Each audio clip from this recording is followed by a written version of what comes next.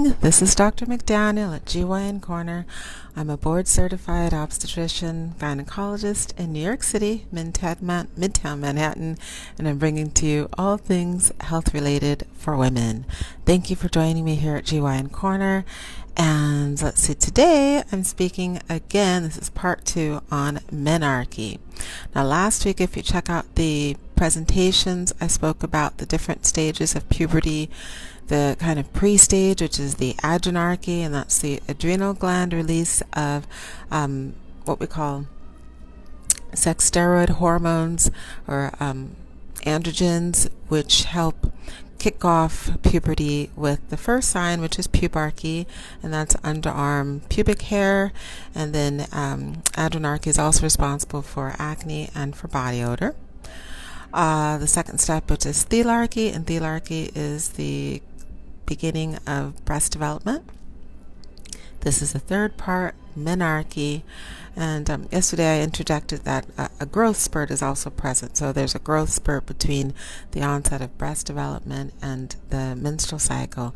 So the onset of breast development is just the breast budding, so the nipples and the colored area around the nipples, which is the areola, excuse me, they start to get plumper. And usually 2 to 3 years after the initial budding or the very, very beginning of breast development, 2 to 3 years after that, one will get the first menstrual cycle. That's what we call menarche. Now, menarche has been slowly occurring younger and younger over the last 200 to 300 years that we are aware of. So in the late 17 to early 1800s, the records show that pretty much around the world, menarche, or the first menstrual cycle, consistently occurred around 17, even 18 years old. And then around the 1900s, early 1900s, it had dropped down to 14 to 15 years old. And we now know that at the end of the 1900s and now the early 2000s, menarche, or the age at the first menstrual cycle, is down to 12 to 13 years old. And it's predominantly around 12 and a half years old around the world. Excuse me. And the research has confirmed that several factors are responsible for the earlier and earlier manifestation of menarche, or the onset of the menstrual cycle. Now, that's the average age, but the range of menarche is between 9 and 16 years old. So anyone who's younger, or I was going to say younger, and then I was going to say under, so I said younger, or under. So anyone under 19 years old is considered abnormally or too young for menstrual cycles. We call that premature menarche.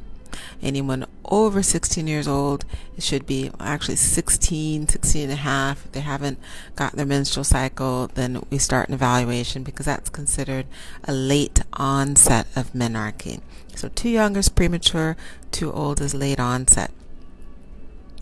And say someone starts breast development, they start to get the little breast buds at, say, 10 or 11 years old. If they don't have their menstrual cycle between 2 and 3 years afterwards, so say 2 and a half, that would be, if they were 10, that'd be around 12 and a half. They don't have their menstrual cycle, you could start an evaluation. But if they definitely don't have it by 13 and a half, then that warrants an evaluation, even though they're under 16, because the breast development precedes menarche, or the menstrual cycles, by 2 to 3 years. So if a young woman does not have her menstrual cycle and has not gone through the prior or the earlier stages of puberty, then we'll wait till 16. If she has, then we can start the evaluation earlier, because that means she's not on track for normal puberty, to go through the normal phases of puberty at a timely, predictable fashion. Now, the most common, I'm not going to say the most common, the most important factor for menarche is genetics. So if one's mother got her menstrual cycle at 12 to 13, we expect the daughter to get her menstrual cycle around the same time. and that's responsible, genetics, for about 65 to 75% of timing for the menstrual cycle. Now, other factors play into the additional 25 to 35% of when someone gets their menstrual cycle. The second aspect is nutrition. We do know that the dietary content plays a role in when someone gets their menstrual cycle, and a predominant factor is protein, your source of protein. So we know that young girls who get their source of protein through animal fats will have their menstrual cycle slightly earlier or younger than women who get their source of protein through vegetables, through non-animal fats, would be vegetable as protein, or fish as a protein. Another factor, in addition to nutrition, is socioeconomic.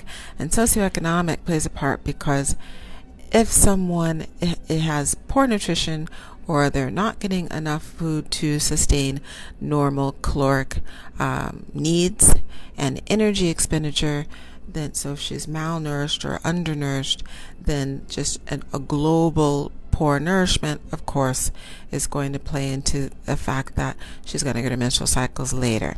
So she's not going to get much protein, be it animal or protein, or animal or fish, or non-animal source of protein, and she's not going to have enough nutrition to maintain activities of daily living. So socioeconomic is definitely going to play a part in onset of menstrual cycle. Another aspect is going to be body mass index, or fat percentage, fat content. So we know that younger girls, if they have a high body mass index or a high percent body fat, then they will get their menstrual cycles younger than the girls at the same age with the same comorbidities or cofactors, so in the same environment, even sisters, same parents. Then the slimmer girl, or the girl with lower body fat percentage, will get her menstrual cycles later. And for me, we like to use a word in medicine called teleologically. So teleologically means if we take the outcome and we kind of go backwards and figure out what the source was, that makes sense, because Mother Nature or environment would potentially not want someone to get pregnant who can't maintain their own life source. So if she has poor nutrition, she's not eating very well, she doesn't have good fat stores to carry her through a harsh winter or a famine, how is she going to be able to maintain a pregnancy and bring another life into this world? And obviously the menstrual cycle is so that we can procreate. So if you have poor nutrition, if you have a very low body fat, and in reality, if one's body fat percentage is equal to that of a man, so it's under 20%, then usually that's going to delay the onset of the menstrual cycle. In addition to that, we also know that exercise plays a part, and that makes sense because if someone exercises a lot, or they have extreme exercises or marathons, they're going to have very low percent body fat. And if they have a low percent body fat equal to that of a man's, less 20% or less, then Mother Nature or the environment is not going to be conducive to getting a menstrual cycle, because she cannot support herself. Your body doesn't know that you're deliberately exercising, deliberately keeping your body fat low. It just knows that your body fat's low. Then you can't support pregnancy. So that makes sense. So let me see. I have genetics, socioeconomic, environment, body mass, nutrition, exercise, and then last is going to be race. That plays a small percentage. If you look at the statistics, race plays like about a 6 to 9 month change. So Western European Caucasians will get their menstrual cycle slightly later, maybe 6 months to 9 months later than as what we like to say, melanated people. So Africans, Asians, South Americans, Mexicans, Hispanics, Latinos. So melanated peoples will get their cycles about 6 to 9 months younger, all things being equal, as Caucasians. So I hope that's been helpful information. I tried to put down a few notes so that I wouldn't forget much today, and information on menarche. What is menarche? First onset of menstrual cycle, different pubertal stages, and then things that influence when a young girl gets her menstrual cycle and circumstances that would prohibit it.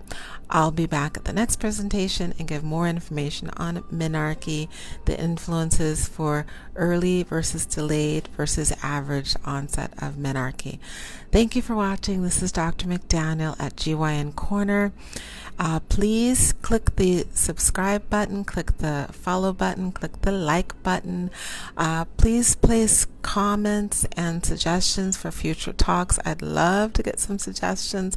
I'm just coming up with things on my own. Earlier in my presentations, I had a few viewers who gave me some suggestions on talks and gave me and sent some questions that I could answer. I haven't had anything lately, so please submit questions, anything related to women. I'm a gynecologist, obstetrician. I can answer them. Let's see, check out the YouTube channel that's also called GYN Corner, and the podcast GYN Corner. Click the like and follow, subscribe buttons. Thanks again. Have a great rest of the hump day. Bye.